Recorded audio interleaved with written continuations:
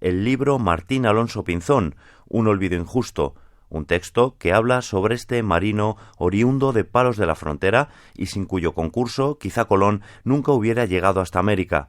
Para hablar de este navegante y explorador, contamos hoy con el coronel de Infantería de Marina Juan López Díaz, autor de Martín Alonso Pinzón, Un olvido injusto. Saludos, coronel. Buenos días, Álvaro.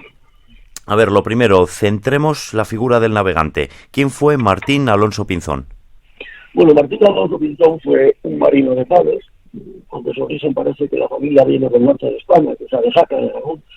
Se movió la familia para ir a la Reconquista, para participar en la Reconquista de León, pero ya en 1492 era una familia asentada en Palos, muy afamada.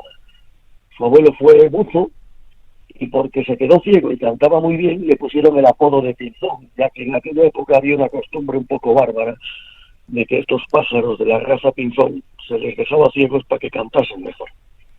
Su padre se llamaba Martín, también como él, también fue marino. Se conoce que estuvo involucrado en salvamento de náufragos, en rescates de náufragos. Tuvo dos hermanos, Francisco y Vicente, que son más conocidos. Este descubrió Brasil, Vicente Yáñez Pinzón, y navegó hasta el Yucatán. Fue quizá el mejor marino del siglo XVI. El fiscal del rey, en la sentencia de Dueñas, llamado Villalobos, el fiscal, los pleitos colombinos, lo consideró codescubridor. Al 50% con Cristóbal Colón, del descubrimiento de las Indias. Pero los descendientes de Pinzón cedieron sus derechos a la corona. Es algo poco conocido y que le debemos a la familia de los Pinzón. ¿Cuál fue su formación como marino? Bueno, el pueblo de Palos es considerado como el Sagres español. Era el lugar donde había más conocimientos náuticos posiblemente de toda España. Sus marinos eran los más afamados porque el pueblo de Palos estaba en la desembocadura del Tinto, a 4 kilómetros de la desembocadura. Entonces, todas las rutas que en aquella época eran conocidas, el Mediterráneo, a África, a los archipiélagos del Atlántico, al norte de España, al norte de Europa, etcétera, tenían su sede en Palos. Entonces, estas mismas navegaciones son las que hizo Martín Alonso Pinzón. Su abuelo y su padre habían sido marinos. En uno de sus viajes a Roma, antes justo de la salida hacia América en el mes de junio, fue a la Biblioteca Vaticana y pudo hablar con el cartógrafo Martellus, cuyo mapa, en la parte que se llama la cola del dragón, hay un estudio que dice que representa los accidentes geográficos existentes en el subcontinente de América del Sur. Y está incluido el Amazonas, el Orinoco, el Río de la Plata e incluso el lago Titicaca. O sea que, sin duda alguna, la formación como marino de Pinzón no tenía nada que envidiar a la de Colón y desde el punto de vista práctico posiblemente era superior. Y hablando del marino genovés, ¿cómo entró en contacto Colón con el marino español Pinzón? Bueno, pues él entró en contacto, Pinzón, cuando regresa de Roma en junio de 1492. Y fue a través de Fray Juan Pérez, un monje franciscano de la Rábida. Este fraile es muy importante para el descubrimiento, ya que había trabajado en Segovia como ecónomo antes de ser fraile, y fue ocasionalmente confesor de la reina en Córdoba, pues él estaba en el monasterio de la Ruzafa y la reina en la corte de Córdoba.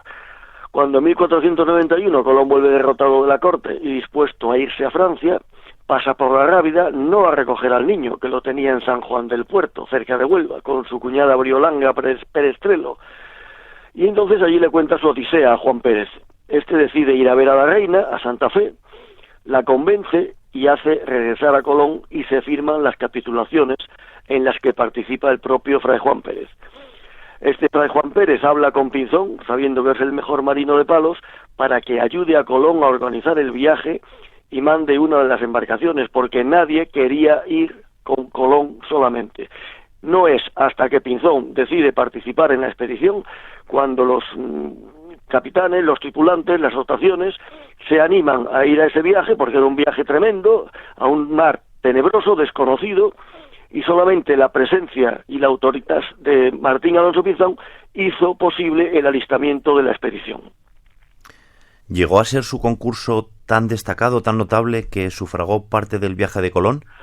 Sí, efectivamente. Eso es algo que está probado y lo dice el propio Bartolomé de las Casas. El único personaje de esa expedición que pagó dinero de su bolsillo antes de salir, y cuando digo de su bolsillo no digo de la corona, digo de su propio pecunio, fue Martín Alonso Pinzón. Cuando llega a Palos con las capitulaciones firmadas, exige que le den 2 carabelas, Colón, que es verdad que le correspondían porque el puerto de Palos había tenido una multa por parte de los reyes por haberse traído en las expediciones que hacían a África a un reyezuelo, parece ser que de Gambia.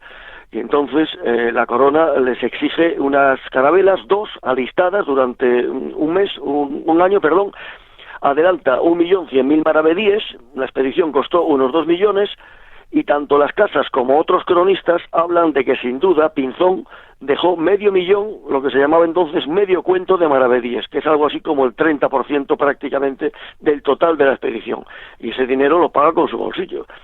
Entonces, teniendo en cuenta eso, y teniendo en cuenta que sin su actuación hubiera sido difícil que la gente embarcase en esa expedición, y que después sofocó durante la navegación el motín más importante, el de la Santa María, el 6 de octubre, en el que amenazaron con tirar al agua a Colón, pues se puede decir que sin la participación de Martín, ni la expedición hubiese salido, ni hubiese llegado al otro mundo. Martín fue, como has dicho, el mayor de los hermanos Pinzón, pero ¿fue también maestro de sus hermanos Vicente Yáñez y de Francisco? ¿Cuál fue la relevancia en que también tomaran parte de la expedición? Pues sí, yo no tengo duda de que es así. Vicente se convirtió a la muerte de Martín en el sin duda mejor nauta del siglo XVI, y hay documentos que demuestran que Vicente, no obstante, ya tenía habilidades, tenía una habilidad nata porque patroneaba barcos con pocos años, que estamos hablando de 15, 16 años, se le encuentra navegando en aguas catalanas. Y sin duda la pericia náutica de Vicente pues fue debida en parte a Martín. Como he sabido, es importante recordarlo, Vicente descubrió Brasil en 1500, en el mes de enero, y descubrió Amazonas y el Amazonas y el Orinoco, y después de él incluso otro español un mes más tarde, Diego de Lepe, por cierto, volvió a tocar Brasil. Sin embargo, los portugueses se atribuyen el descubrimiento de Brasil. Es muy importante decir esto porque ahora los portugueses acaban de emitir una moneda del 500 aniversario en la Vuelta al Mundo, de 7 euros y pico, que me parece francamente mal porque es falso y carece de ética.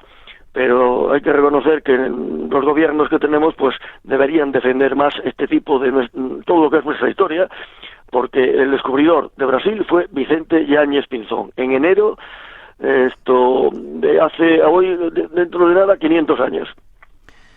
¿Y cuándo, y sobre todo por qué, se torció esa relación entre Pinzón y Colón?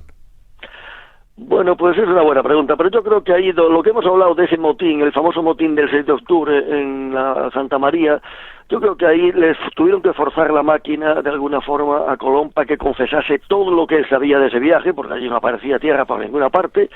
Y entonces es ahí quizás donde empiece un poco las malas relaciones entre ambos participantes en la expedición, que le tuviera que decir lo que hasta entonces no se había dicho más que a los reyes o a Fray Diego de Deza y a Fray Juan Pérez en secreto de confesión. Entonces, bueno, ahí quizás vienen las malas relaciones. Por otro lado, en un momento determinado, el 21 de noviembre, en una navegación desde Cuba a la isla de Babeque, que es la de Gran Iguana, al norte de la Española, pues desaparece Pinzón porque Colón da la orden de regresar a Cuba. Martín iba siempre en vanguardia, no vio esa señal, y como era por la tarde-noche, pues siguió navegando, y se volvieron a encontrar al cabo de 46 días. Y entonces ahí pues es cuando ya Colón en el diario pone muchas otras, me tiene dicho y hecho, que no sabe cuáles son, y es donde ya de alguna forma se plasma esa enemistad que hubo entre los dos participantes, y creo que es una forma injusta de Colón por parte de Pinzón. Colón no quería que nadie le hiciera sombra, esa es la verdad, y no sabía qué hacer para quitarse de medio a los 100 participantes que iban en la expedición, y que solo el único protagonista de ese gran viaje fuera él. Hagamos un pequeño repaso. ¿Cuáles fueron los lugares más destacados a donde llegó o pasó el marino?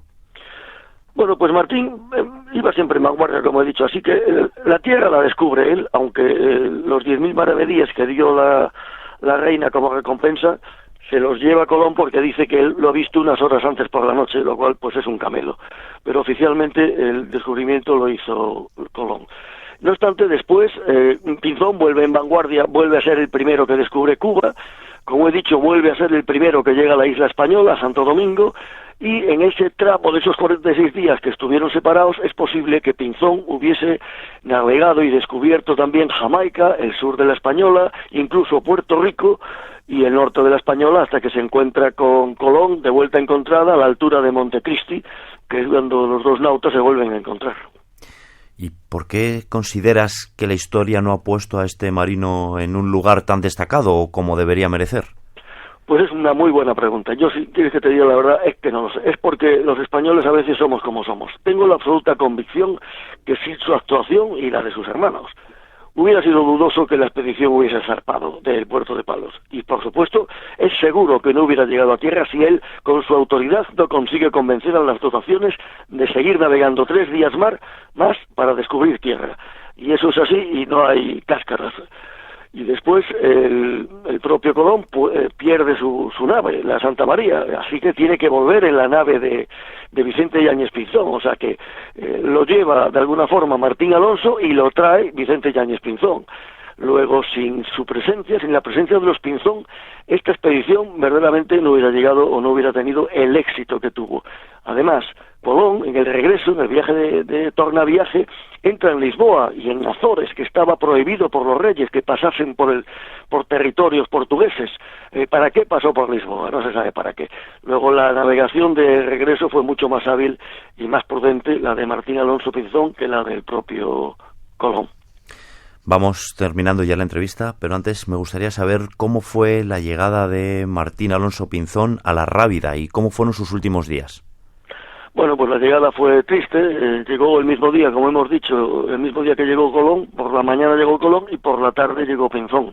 Venía muy enfermo y al parecer se fue a una heredad que tenía una casa cerca de Palos y ya de allí lo llevaron al monasterio de la Rábida, donde parece que como a la semana no más se murió.